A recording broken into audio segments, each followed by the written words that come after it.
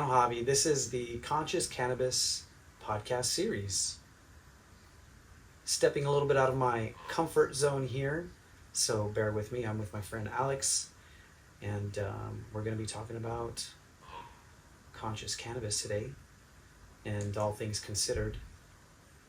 Let's start off with where we are. I got a little bit to say about, the land we're sitting on, and so do you. Absolutely. So let's do that. Yeah. Well, currently we're sitting on the home of the Ganjier Campus, which is a cannabis sommelier program, so an education program for cannabis. But as you well know, it was for many years the training center for Dr. Young's martial arts academy school. Martial arts training center. Retreat center. Yeah. Totally. And so it serves a similar yet very different purpose today, I think, in a lot of ways. Yeah, talk a little bit about that. What are some of the operations, and when people come, and where are they from, and what maybe can someone expect if they're like, finding this through like searching Ganjier or something. Totally, yeah.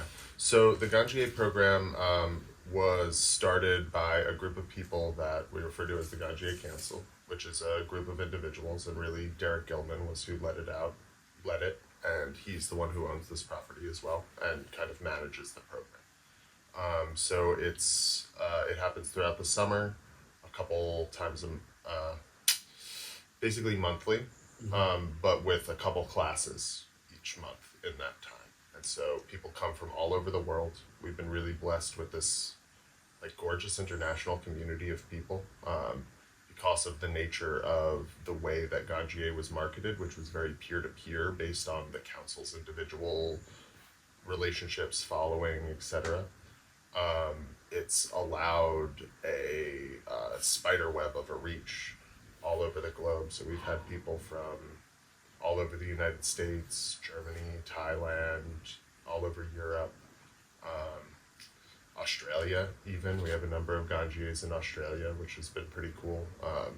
And one of the really beautiful things about that is we get to bring some of this intention into these emerging markets throughout the globe. And so there's some places like Australia that they're not going to have to go through some of the growing pains we did here in California with types of extracts or ways to bring some of these products online. When people come, they are able to stay here on campus. So we have 6 cabins here, as I'm sure you know, that the people that truly want to immerse in the experience are able to stay here. I'm the chef here. And so I kind of take it upon myself to curate their experience after hours and make sure any additional educational goals are met in that time, any other experiences. Cannabis is, when it comes to educating about cannabis, it's unique because you can't avoid experience.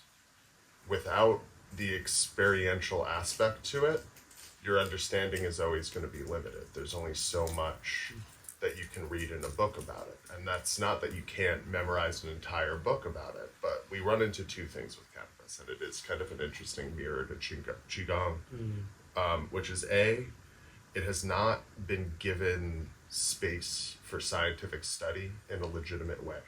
So most of the scientific study that's happened around it has been either skewed by ill intentions or skewed by whoever financed that, because it's been mostly done privately at this point. So other than a lot of the really wonderful anecdotal evidence that we got out of open sourcing in the medical days, this new world of cannabis science, it's mostly coming from corporations and companies that are leading that science and pushing it in a certain direction. So as much as we can read about it in a book, there's a lot missing there. And there's a lot that we can gain experientially from it, from our own individual movement around it, that would be very difficult to teach in a book, but also it hasn't been passed down that way. The best cannabis farmers I know, it's because of their relationship to the land, to the plant. Learning it is, it's more about learning how to have a relationship with something than it is learning the bones of that thing. And so this space has given that really beautiful opportunity to bring people a little deeper in to that relationship, give them space to interact with the plant, to interact with a place that has held the plant in a special way for our modern times, really. So like when we talk about modern day cannabis, Humboldt has held that genetically, energetically, in a pronounced way compared to a lot of places. And so the ability to bring people here, give them space to fully immerse in that, fully be themselves in that, share what is important to them in that, and not be alienated in whatever way they might be in their home life, is has been really like a beautiful thing. And the healing that has come from it has been, for myself, really important and divine, because and as you've brought up, like, there's a nervous system adjustment that has happened with cannabis, and I think holding these spaces where you are fully safe to express yourself in that way, it helps with that nurturing. And it's things I've heard from people that have come through, from ex-Secret Service agents to pilots and people that have worked in jobs where they either couldn't engage with the plant at all for that time but wanted to, or had to in secrecy in some capacity, and it's given a space where especially those who were not as quick to risk their lives for so many years, but wanted desperately to engage and wanted the healing that came from engaging with the plant. It's been beautiful to see how that space has been provided, and what has come out of the energy of homogeneity of language. And that's been kind of the other thing of, like, we're all very lost in the language of cannabis, and Ganjier has helped us curate similar language so that we can communicate with one another more effectively. That's powerful. I was just thinking, there's so many things, as easy as I can pick up this moss, I think it's called usnea. Usnea, yeah. Yeah, which is medicinal. Totally. Right? Yeah. Mm-hmm. As easy as I can pick this up, as easy as nature can provide that, and I can pick it up and take it inside and use it, it's not like that for the cannabis plant. No. Right? So there's a whole spectrum, I think, of like perspectives that people have. If I were to hold a cannabis flower or a seed or a joint, right? There's all of these ideas, maybe assumptions, memories that people have, and I guess I'm assuming, well, in my case, someone walking into a room with like a bag of nuggets, right, or a joint or something like that, you already layer on an experiential sort of lens, right, that society sort of says this is not okay. Yeah. Right? So as easy as like you can walk into the room and prepare this, for like a tincture or something like that. That is, that would be probably a little weird, maybe maybe witchy or something like that, right? Well, but or medicinal, right? Totally, right? yeah. Or maybe shamanic or something. Absolutely. Right? But with the cannabis plant, like I said, the social layer, right, because of the legality, adds, as you said, as you alluded to, the nervous system sort of, complex, and the idea of risk and the notions of risk. Yeah. So you touched a little bit on it. I guess it's hard to say, what we want to talk about is conscious cannabis, right? And so for me, what I'm conscious of is, because of the ramifications, the legal aspect. Yeah. Probably for a lot of people, that's really like the only thing they can be really conscious of, aware of, alert to. Right. It's like, if I get caught with this or that, or driving or flying or something like that, it's like it's over, sort of Totally. thing.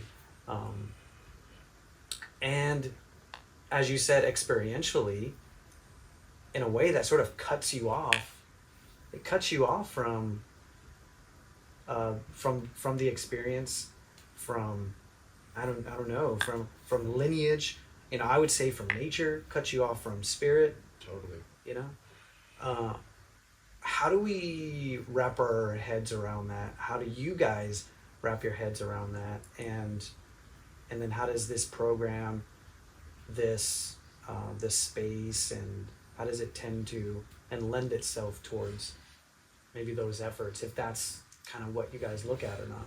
So I'll answer that from both perspectives, both my own and kind of from the Ganjier perspective. So first, I'll sort of throw like a line in the sand so we can define two different terms. And so if we're putting conscious cannabis on one side of that line, I'm going to put commodified cannabis on the other side of that line.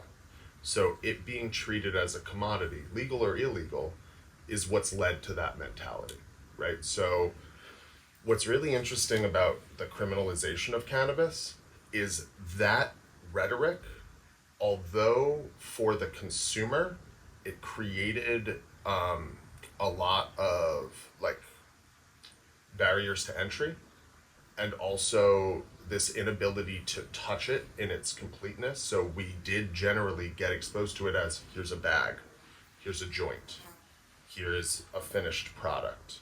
And what led up to that, we didn't get to know that. And what led up to it karmically, we didn't get to know that either. Or in terms of what was actually physically used in it, a lot of times not regulated. And so we did get this different relationship to it. But if you can look at criminalization as both things, right, as positive as and negative, because all things are, it also created this insane skyrocket of price point. So if you happen to be in a place where there was comfortability around cannabis, like maybe Humboldt County, you were able to make an absurd amount of money off of a very small amount of plant material. So you use usnea as an example. Part of why it's a different kind of weird, let's say, because for me, that's something I would totally do, is just go grab some spruce tips and make a little tea and make a tincture, and I try to gather from nature all the time. So it's commonplace in my life. It might be witchy in another person's life. But the reason why it's not stigmatized the same way is because that little ball of usnea right there really has not, in our modern times, I don't know, the history of usnea, that has never been worth $150, right? Where there have been times where a little bag of weed that big has been worth $150, or maybe even more, depending on your market. And so that creates a very different relationship to it in terms of who is drawn to it. Where for me to be drawn to usnea or to the plant medicine that surrounds us everywhere, it has something to do with like how I hold space in my life for those things, and me looking for something better or different, or less systematic for myself. Where with cannabis, there was this artificial period of time that was created where it was sought after because it was such a strong commodity, and it created this mentality of cannabis that it's synonymous with money. And so whenever you're talking to people in cannabis, you do tend to get these two relationships. Is it this personal relationship, or was it a capitalistic relationship? And everything in between. And then I think on the other side is like this holistic relationship that you get with the farmers here. That's like it was a personal relationship. It was on some level their way of getting away from capitalism. So it was a capitalistic relationship, but in a way that liberated them from some of those things. And so it was what created support in their life. It's what allowed them to live truthfully in themselves in a way that made sense. And so on the one side, you maybe got fancy cars and all the things and all the LA things and all the helicopters and the things that people do with a lot of money.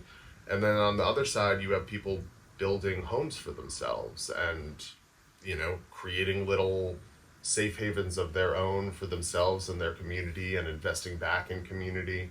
And it became this beautiful blessing in that way. And for me, that is one of the things that I try to look at in the cannabis itself, in where it comes from, and in how I'm engaging with it is like, is the root of this cannabis money, or is the root of this cannabis a human being, right? Like, and a relationship between the land, that human being, and that plant, right? And I think that does tend to be what defines this line in how we're engaging with it energetically. In Ganjier, we're thinking much more about the consumptive aspects in terms of what can be, what is consistent, right? So we look at the like data of it so that we note where it comes from and how it's grown. And then we look at the appearance, the aroma, the flavor, and the experience. We kind of break those down into different sections and look at how is the cannabis expressing itself in these different areas. Because it's very important, and this really is like the most important part, is that with an education system, it can't be alienating. So on the one hand, we keep this very core value system of promoting the farmer, of bringing Humboldt County to the forefront, of having sort of this like very pro-sun-grown, pro-regenerative farming mentality, while also bringing in the elements of the real world and holding space for anyone that comes in, because the goal of it is to be able to educate anyone from the average consumer that loves what they're doing and wants to deepen their relationship with it personally, to a corporate executive that's looking to bring more of, maybe it's not seen as mindfulness at first, maybe it's just seen as information and expertise, but throughout the process mindfulness comes. And we've seen it quite a bit where people that come in from those environments, they tend to take something back to those environments and try to implement some of this depth of resonance.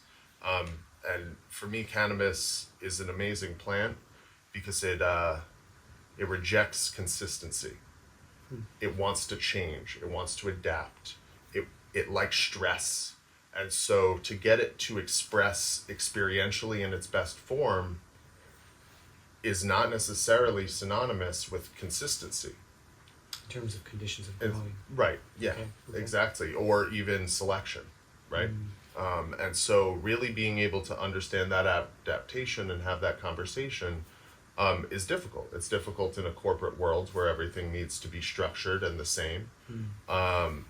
And so Ganjier has given a space to really talk about those experiential aspects, because all of the science and things that you put on paper don't change how we experience the joint right now. We can't change that.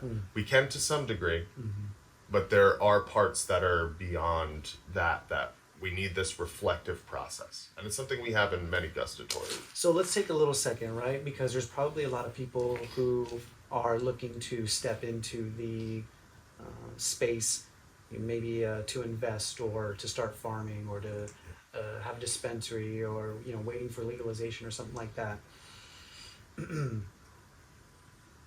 And I'm thinking, like proprietary information, something that your brand can express right through the product.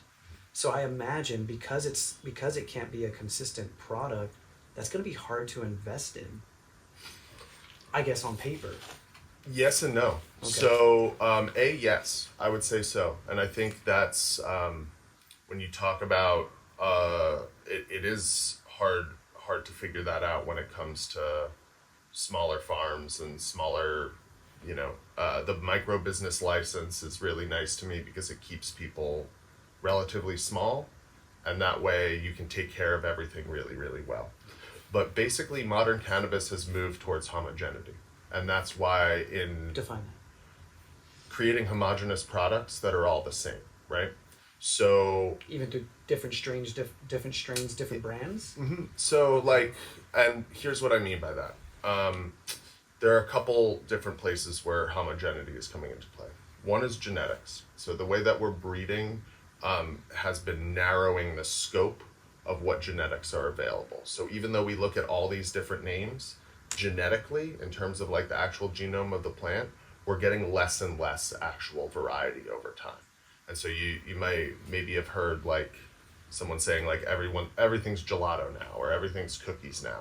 That's because there are certain traits that tend to take over genetically when you cross with them, and it will steer towards that over time. So you wind up with a lot of similar profiles that are recognizable. And part of that is because we're selecting for similar looking buds so that it looks the same in the jar, right? That's part of that consistency. As part of that consistency, but also because in a lot of states we've moved away from being able to smell the flower in the store. Oh yeah. And so it's a closed jar and all you can do is see it. And we've because of marketing through Instagram and through really from like magazines all the way to the internet and how we've perceived cannabis, these like very beautiful bud shots. I call them like gem mine conventions, because you'll literally be farming these crystalline structures of buds so they look good in a display case at a competition, but they smoke like cardboard. So how's that? it's it just has to do with the nutrients they're being fed and like the environment, but like terpenes and the flavor compounds in cannabis, they're like secondary metabolites that come out when they're stressed. And so like outdoor produces that a little bit more readily. Indoor, that is taken care of in a less systematic way and has a little bit more like human interaction. You can really like move it in that direction. But when you're really creating consistency and driving down costs, a lot of times you lose out in flavor and experience. So you're steering towards appearance and maybe some aroma, but you're losing out in those other categories because you're not necessarily looking at that portion of it, or maybe you are and it's just you're trying to fit an SOP. All right, so let's talk about you're saying it's all moving towards a homogenized product. Let's talk about the history of the plant for those that don't know. I mean, it goes by many names. Totally. Right? What are you guys saying that this plant is, where it comes from, its genetics and its breed and its path from its roots to where we are today?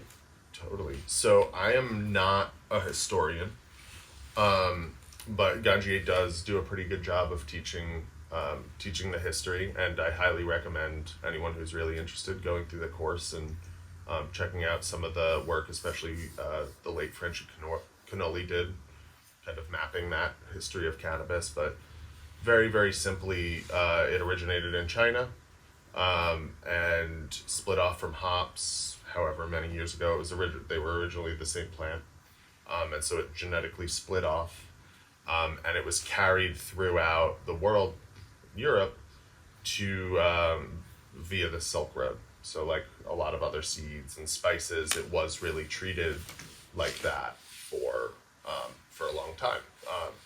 How would it be carried, you think, in all forms? All kinds of forms? So, and I forget the word. There's a type of plant that it refers to plants that follow humans, that the way that they have evolved is through human spread, and that is that's their survival. Interesting. And so cannabis is one of those plants. And so people, we ate cannabis before we smoked it. And so it was like a food source. It would get fermented. And there's not a lot of information when you look like in ancient China, there's not a ton of information of exactly how it was consumed. And I'm digging into that information now because it's been fascinating me. Cool. But it was originally eaten. First the seeds and then like... I'm thinking like the leaf. raw leaf or something, or even the flower? Yeah, even the flower. I mean, if Roots? I don't know. probably less roots, probably like more seeds at first, and then like into like buds and flowers and that sort of thing. Obviously, I don't know for ancient China, but I went to Jamaica when I was younger, and I remember I was just talking to our taxi driver, who was like driving us around, and she noticed that everywhere I went, I was just asking people about weed, So she was like, "Hey, you like smoking weed?" She was like, "We don't smoke it. Like my family doesn't smoke it. We just eat it, and we just stir fry it. So we just take a couple nugs and we throw it in a pan with our stir fry in the oil, and we just fry it up with the oil, and then we eat it, Oh, interesting. And so just like toasting it in the oil kind of extracts it. So we get very like into our modern view of cannabis, and you touched on it a little bit earlier with the usnia, where we get caught up in like it's a bud, it's a joint, but the truth is if you know what you're doing, you can absolutely just go to a cannabis plant, break off a big cola, break off a couple of leaves, and go make a tincture with it. Go dry it out a little bit, make a tincture with it. Some are herbs, obviously you need to dry to do that anyway, but you can make a live tincture with it as long as you know your water ratios. Will you get the psychoactive effect that we talk about? Depends. But will there be nutritive components? Yes. Will there be flavor components? Yes. Will there be like medicinal components? Absolutely. Juicing raw cannabis is a beautiful way to consume it as well. So there are different ways to interact with it culturally, and you can imagine that at first, likely how humans interacted with it was they went to pick the seeds to eat them because we knew we could eat seeds for protein. And what we did, we got resin on our fingers, we got sticky resin, and then we went and we ate that resin, or we got it in our food when we were cooking, and we realized, oh, we like this stuff. This is fun. And so I think part of it, and when you look at these things anthropologically, some of it is just like, how might we have interacted with plants when we first saw that plant and we were figuring out, like, what does this plant do for us? I love this question. I always try to trace back. What was the first experience of man when they were like, as you described, interfacing with the plant in some sort of way? So for me, being on this land, hiking and connecting to the forest, there was always something that would catch my smell.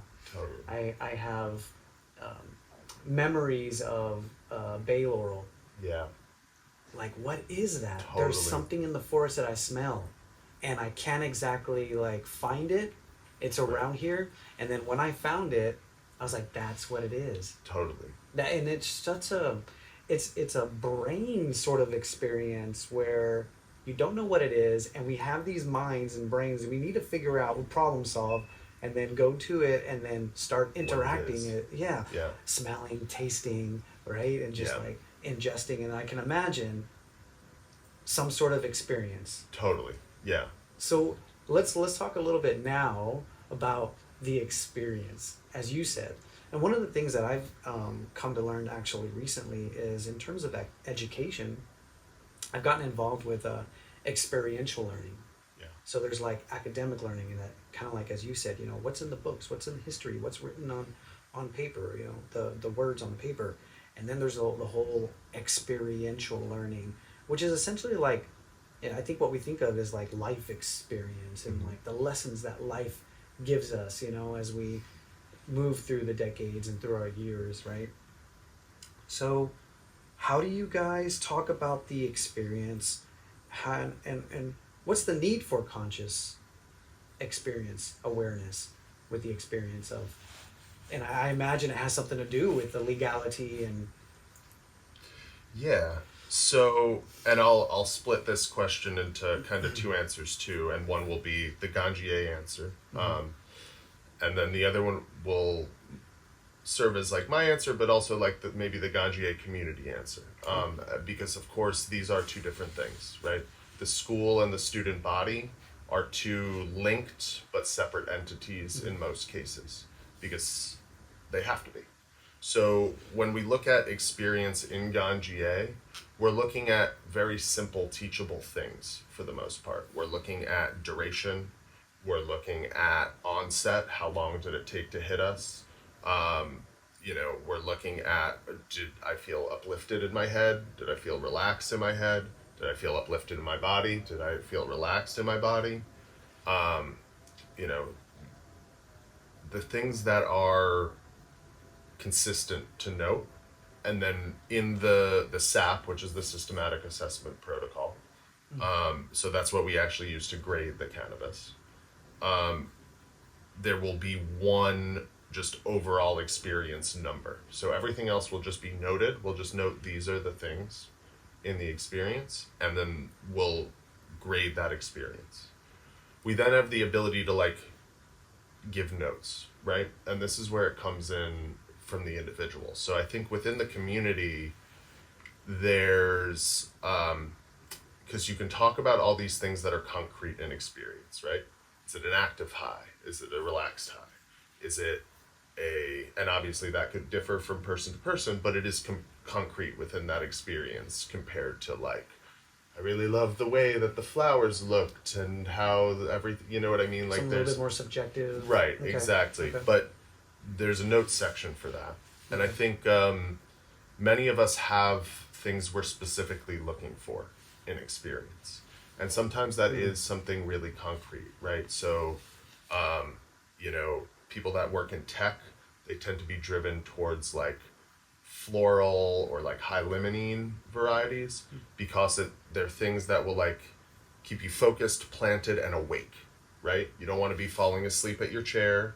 You also don't want to be noticing all your little pains and aches and want to be moving and running around. It can't be physically energizing, but it needs to be mentally energizing and physically relaxed, right? So something lemony, something rather than maybe a jack, which would be terpenoline dominant and might be very energetic. Interesting. So it depends, and obviously it depends on the individual and how it affects them. But I think a lot of people are looking for effects like that. I think when you get into regular consumers, we tend to be looking for nuance, right? Because when there's a high consumptive load and you already have a high tolerance to THC, it's actually the very small things that change the experience. So for me, I don't smoke a lot of hydroponic cannabis because I find that it makes me more cloudy, right? So I'm not necessarily more high, but I feel less connected to what's around me than even if I smoke the same variety in sun-grown or regeneratively grown. I can feel it has a slightly different energy to it. Sometimes it'll even get me more high, but it'll be a little more grounded, a little more connected, a little bit more full of an experience. And I think these are some of the things that we know them when we know them, but we don't know how to talk about them yet. Where when and there's a ton of good cannabis, but when you have something that assimilates really well for your nervous system and for the people around you, you can almost relate in the resonance of the energy of that thing. Where if you and I share a joint and the energy of that joint is profound in one way, there's going to be an experience we're sharing there. And there's a unconscious understanding of sharing that experience through the way that we relate. And so, and I'll roll some up. This has been a variety that really stood out to me in that way. I was recording another podcast and we smoked some of this African Haze number 11 by Buddalero, and we just went right into flow of conversation. And it got to be 15 minutes later and we were like, oh, we're recording a podcast. I really love that. So there potentially could be a weed for podcasting, you're saying. Exactly, right. That it brings you into the moment. And we could tell that both of us were sharing in that moment. We didn't have to then we took a step back and we talked about that experience a little bit and noted it how we could intellectually, but the actual understanding of that experience happened first, right? The feeling probably. The feel, yeah. And then the understanding. Maybe, Right, yeah. Yeah. Well, there's, I think there's like internal, there's like understanding, and then there's understanding. Interesting. Right? Okay. And I think I've worked in experiential education my whole life. So okay. I actually grew up in environments like that and worked in environments like that. Got That it. were more of like, take people to another country, immerse them in the culture there, do things that bring you into the culture there and allow you to interact with it, but then also record it and reflect on it, like documentary making or like farm visits or that. I remember in high school, like going up to the Andes Mountains and like farming the way that they did for like traditional quinoa and potato fields up on the mountains. And so those kinds of things, like even coming off that mountain, I understood within myself how people lived there, right? It gave me this understanding of the world that wasn't necessarily an intellectual understanding. I was a 16-year-old, on an adventure. I wasn't necessarily an intellectual taking notes and writing it all down and really processing it. But throughout my life, I've carried that experience with me and that understanding of this way to be. It sounds like you walked in their shoes. Right. Yeah. And I think there's a term, and maybe there is in Qigong as well, but like in Korean natural farming, which is like a form of natural farming that uses things from the area as inputs. One of the first tenets is approach it with a beginner's mind. Okay. So like permaculture, observe. Exactly. Gotcha. Observe, empty yourself so that you can be filled by what's in front of you. And I think, to me, that's experiential learning. Is Perfect. Like that ability to, before you light the joint, before you step in front of the plant, because experience with cannabis, we talk about this part, but it's every part, right? Like, people that are really into this, we get just as much joy out of picking the seeds, out of planting each plant. That there's a really great joke in the community, like weed isn't addictive, but growing it is. Yeah. Nice. That once you build that relationship to the plant, you can't disattach yourself from nature in that way. You've now seen the other side, And it seems to be that case that maybe you're not really in control of that. If we've been naturally evolving, oftentimes we have to remind ourselves that we also come from nature and we're connected to nature and we're animals. Totally. So as the plant has evolved, so have we also evolved. And so I guess for someone, in a social setting to be like, well, yeah, it's like really spoken to me and like it's something I've adopted into my life, or it's like someone who could be like, no, I had to take the risk because I had to like be a part of it, had to be a part of my life, and I had to it felt like it was just a part of me. So I had to just say, whatever to the legal system, whatever to any sort of repercussions, and live, for me, something that spoke to me and be true, I guess, true to yourself. And that kind of goes to, I think, or lends itself to the endocannabinoid system. Totally. So I forget kind of what we were talking about, but maybe we should touch on that too. Yeah. Well, I think given how much this plant has been marginalized, it's incredible how much we've pushed it forward in our culture. There are very few things that we do that way. And whose culture? Especially our modern American culture. Okay. And European culture and all over the world, right? I can just say I smell that right here, from right here. It's, very different, right? Yeah. American culture with it has been interesting because of our culture surrounding flower, especially.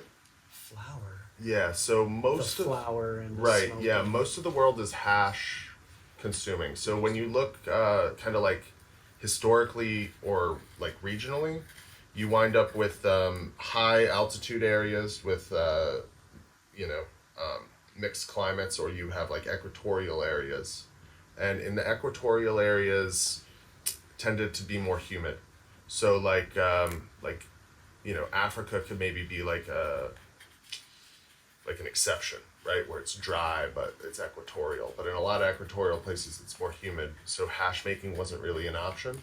So they would ferment and eat the cannabis historically. In like high mountain regions like Afghanistan, Pakistan, and India, it would be there would be hash cultures, and hash has been what has been traditionally exported the most.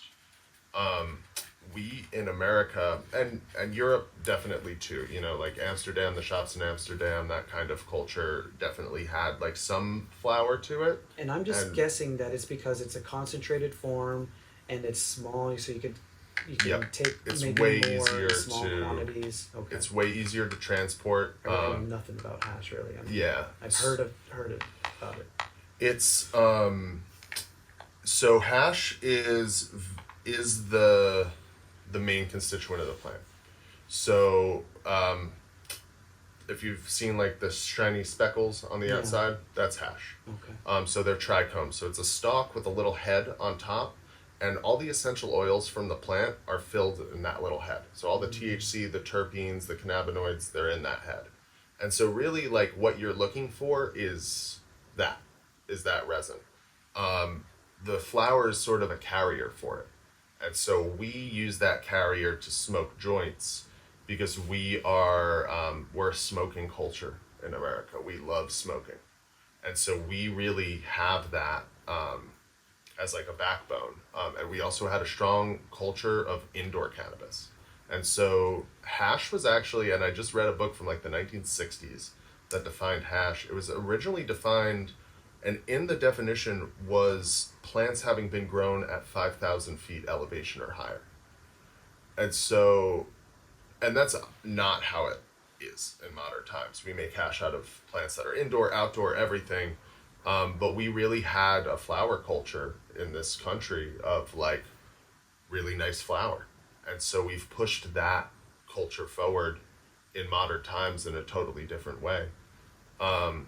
But it has, and we've had pockets all over the world that have held this in criminalized environments.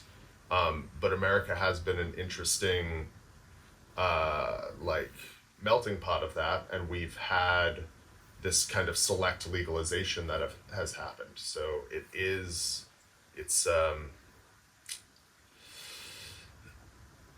interesting to see how we've done that with this plant. We haven't done it with other plants. We could do it with the coca plant. There's no reason why we can't be growing coca under lights inside, but we're not.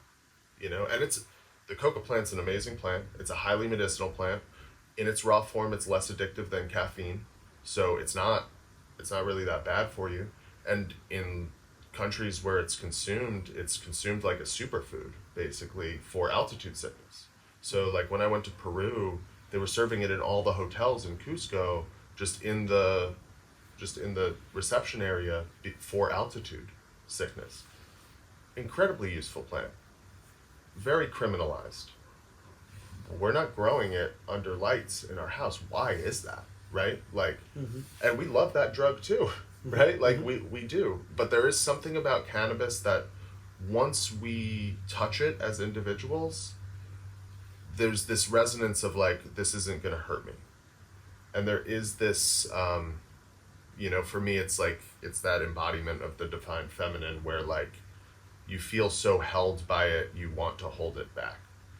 And I think like, for me as someone that went through that in Prohibition, there was this spiritual aspect of like, oh, I'm okay with committing my life to this. Like, if I stand by this, and I stand by this within myself, and so I'm willing to stand up for it in whatever situation I am. And for me, there is a relationship that's spiritual of like divine protection of like, as long as I'm always representing you in a way that is in alignment and isn't out of greed or isn't out of, then you'll protect me too.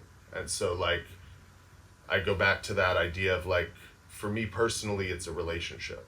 I treat it like a relationship with a spirit, with a divine entity, with a woman, with whatever you might want to call it, where I try to be there for it as much as it's there for me, because it was something that saved my life.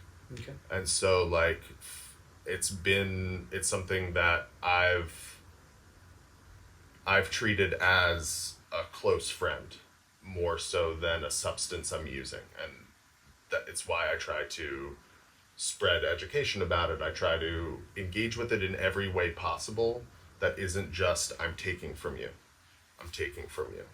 but trying to say, how do I give to you, have conversations with it of like, am I contributing right now in a way that benefits you in this world?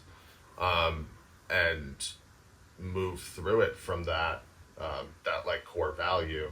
And so that's sort of been my relationship to that. And I maybe got off a little bit as well. Yeah. That's perfect. That's great. I think that really sums up, for you, a personal, conscious advocacy, conscious interfacing, and conscious consumption, right?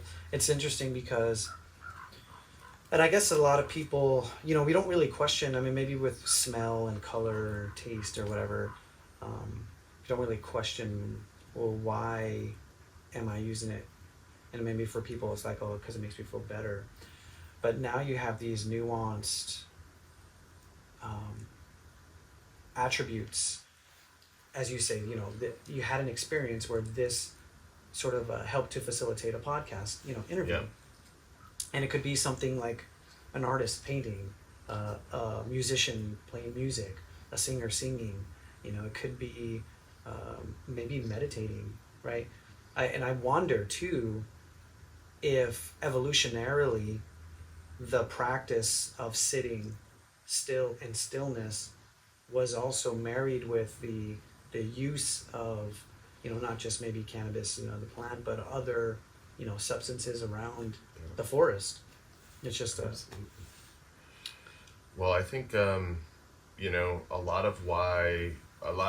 if you break apart the narrative about cannabis, right, and maybe you could go broader than cannabis and say like psychedelics in this statement, but for the purposes of this, cannabis, and you break down the narrative of like, it makes you dumb, or it makes you unfocused, or it makes you lazy, or it makes you bad at planning, and you start talking about that in terms of the frontal lobe, right? And so you talk about frontal lobe development, and we talk about frontal lobe development in cannabis, right? You guys talk about that In Ganjier, not necessarily, okay. but that does tend to be like, in circles. It tends to be one of those scientific questions, medical kind of things of like, and there's a lot of this in cannabis where it's like, are we ready for the narrative to shift fully? So, right now in cannabis, we generally accept like, maybe smoking a lot when you're younger is going to interfere with frontal lobe development, that sort of thing.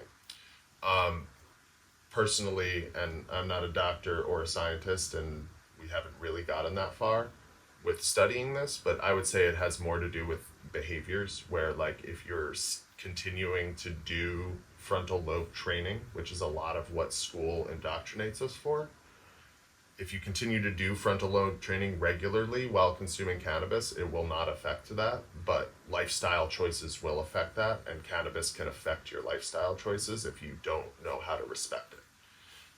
Frontal lobe, just define frontal lobe. The part of your brain that's responsible for like planning and like it's the part that's developing when you're younger, that's like there for like cognitive reasoning and planning and like structure, right? Okay. It's also the part of your brain that turns off when you enter the flow state. Interesting. So when you enter a true flow state, you're not thinking about what's going to happen or what just happened. You're not thinking about how you look. You're not thinking about like your inexperience, right? Flow and experience, those to me are very similar concepts. The word play is one I use a lot in there, where like when you're in a sense of play, you're not thinking about the past, you're not thinking about the future, You're just in that organic play state. And some might say in the moment. In the moment, Okay. right? And we relate this to being childlike because children do not have a developed frontal lobe, so they're able to enter that play state immediately. Right. And then we spend our whole lives trying to get it back, Yeah. right? And just get to that same place of peace that we remember when we're young, that we're just able to be and flow, and there's only the soccer ball and nothing else, or only the thing that we're imagining and nothing else. And I think, liken it to a state of awe. yes, Yeah, yeah, also. definitely. And I think cannabis can help us come back to that place where I think there can be this, and it can do both things, right? Sometimes cannabis will bring you all into your frontal lobe. You'll be all nervous, all just trying to plan, organize. It'll almost confuse you in it. But if you can release to it, you can let go into the experience, then a lot of times you can find a sense of flow.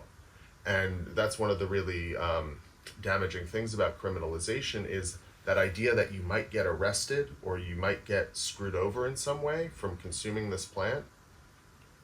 And the fact that it takes you into more of a flow, organic, vulnerable state. Now you're met with this idea where you can't be vulnerable. Now you're at odds within yourself because you've chosen a path of vulnerability internally, and you're met with a social construct that absolutely rejects it. And so it can cause anxiety. And so that anxiety is what a lot of people think of when they consume cannabis. But when you're out here and there's none of that, it's much easier to envision that flow, you know? And I think people, you know, if maybe another way to let people could look at it is like if you're really physically active and you run a lot or you bike a lot, sometimes cannabis helps you get in the flow of it, right? I've Where experienced that. if you're not physically active, it can make it feel twice as impossible to go do something. Interesting. Right? Because you're not acclimated. You're not used to. Right. So it's not going to bring you into that flow. It's not going to force you into a place where you can run 10 miles. That's why I would suggest if you were to consume cannabis, do it with something or do it in an activity that you're already acclimated to doing or used to doing. It's predictable. Yes. So and by that way also safe. So we talk about that in Ganjier as set and setting. So, and this again, I would say that it just goes to anything vulnerable, right? Mm-hmm. Cannabis is one of those things. Psychedelics is one of those things. But also just like, you know, talking to a close friend, right? Anything that is a little bit deeper than on the surface, it can be important to be mindful of where you are, what your surroundings are. And I think that because we in our modern lives, and we're so blessed out here to be kind of removed from a lot of it. But for me, when I wasn't, you know, a lot of these other activities, you know, for me, I really loved rock climbing. So it was, when I would go and focus on that, it would be a way to escape from all the other things, right? We take these activities as our little safe havens. And so being able to incorporate cannabis into those places we already keep safe for ourselves, we already keep as our little, you know, oases Our of passions or our hobbies. exactly, like that, yeah. And, you know, passions, hobbies, and then also relating to our animal selves, right? Like we are a cluster of nerves and neurochemistry, and the idea that we can maintain adequate health, mental health, and like overall functioning without engaging in certain things might not always be true, right? I know I'm a person that needs to stay physically active or it affects how I'm living, right? And I think that's true for a lot of people. Yeah.